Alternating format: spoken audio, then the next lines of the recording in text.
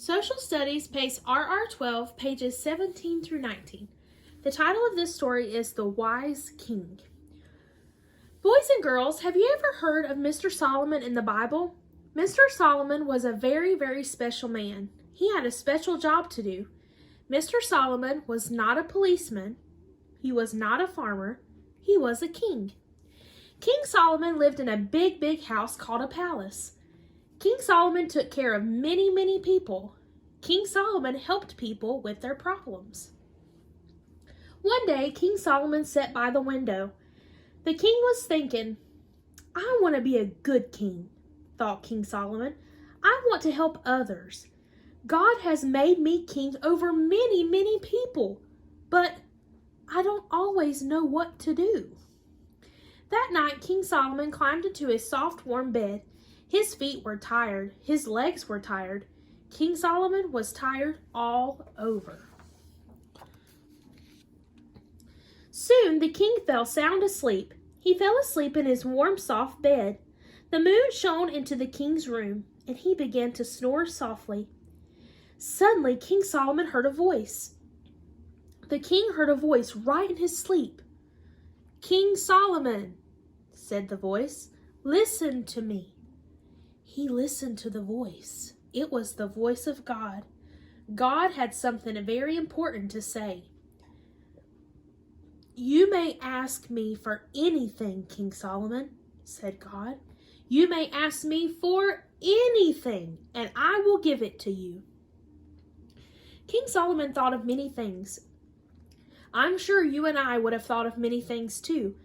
Maybe we would have thought about a pretty doll or a shiny red truck or even a brand new bicycle. King Solomon thought and thought. He was very quiet. I could ask for more silver and gold, thought King Solomon. I could ask for a mountain of gold. I could ask to be the greatest king of all. I could ask for a bigger palace. The king sighed. None of these things would make me happy, thought King Solomon. Now if I had something that would help my people, why, that would make me very happy. That's what I need. I need something that will help my people. I know what I'll ask, said King Solomon excitedly. I will ask God to make me wise. A wise man knows exactly what to do. Then I can always help others. Oh yes, that is what I will choose. God was very pleased. God spoke to Solomon once more. You did not ask for silver or gold, said God. You did not ask to be the greatest king of all. You asked to be made wise. You asked to know what to do.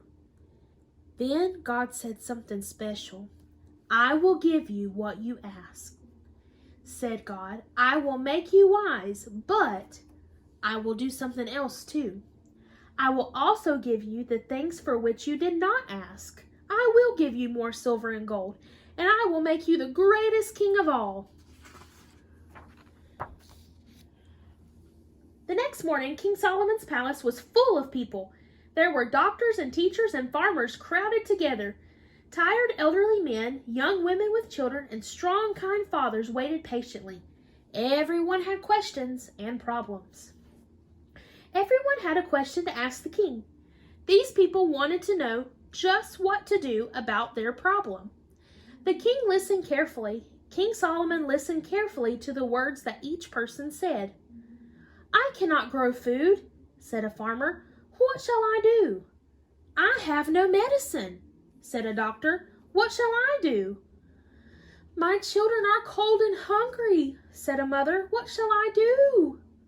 King Solomon listened carefully.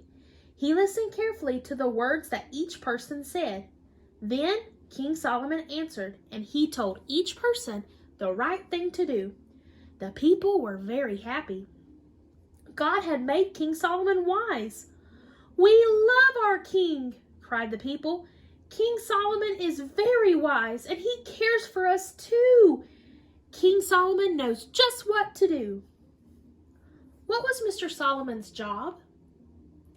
Did King Solomon want to help others? Who spoke to King Solomon when he was asleep in bed? When God told King Solomon to ask him for anything, what did he choose? The next day, when the people had questions, King Solomon told them just what to... Why did the people love King Solomon?